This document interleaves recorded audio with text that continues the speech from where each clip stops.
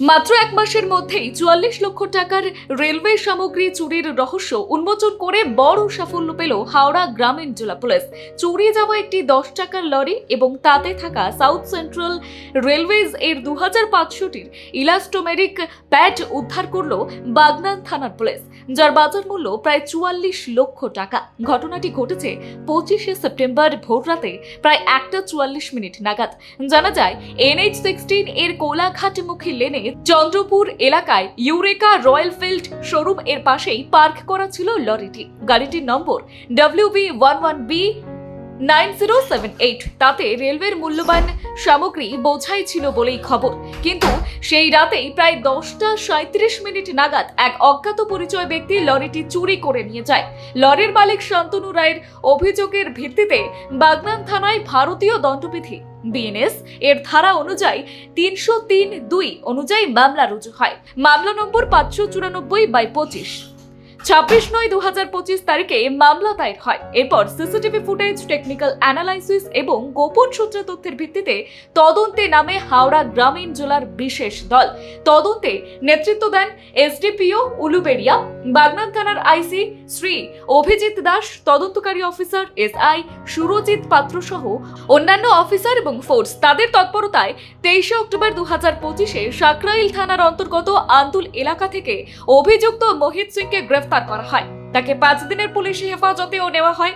জিজ্ঞাসাবাদের পর অভিযুক্তের কথা মতো পুলিশ চুরি যাওয়া লরি উদ্ধার করে। উদ্ধারের সময় পুলিশ দেখতে পায় অভিযুক্তরা লরিটির রং পরিবর্তন করেছে এবং মূল নাম্বার প্লেট বদলে দিয়েছে, যাতে গাড়িটির আসল পরিচয় গোপন রাখা যায়। পুলিশ সূত্রে জানা গিয়েছে, জিজ্ঞাসাবাদের সময় ধৃত মোহিত সিং আরও এক সহযোগীর নাম প্রকাশ করেছে। সেই সূত্রে তদন্তে আরও এগিয়ে চলছে। মাত্র এক মাসের মধ্যেই চুরি যাওয়া সম্পূর্ণ সামগ্রী উদ্ধারে সক্ষম হওয়ায় বাগনান থানার পুলিশ এবং হাওড়া গ্রামীণ জেলার তদন্ত দলকে অভিনন্দন জানিয়েছেন জেলার পুলিশ সুপার।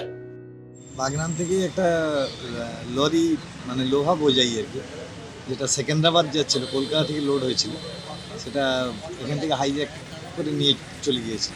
পুজোর ঠিক ২ দিন আগে, চতুর্থী, দুর্গাপুজোর দিন। হ্যাঁ, দুর্গাপুজোর চতুর্থী।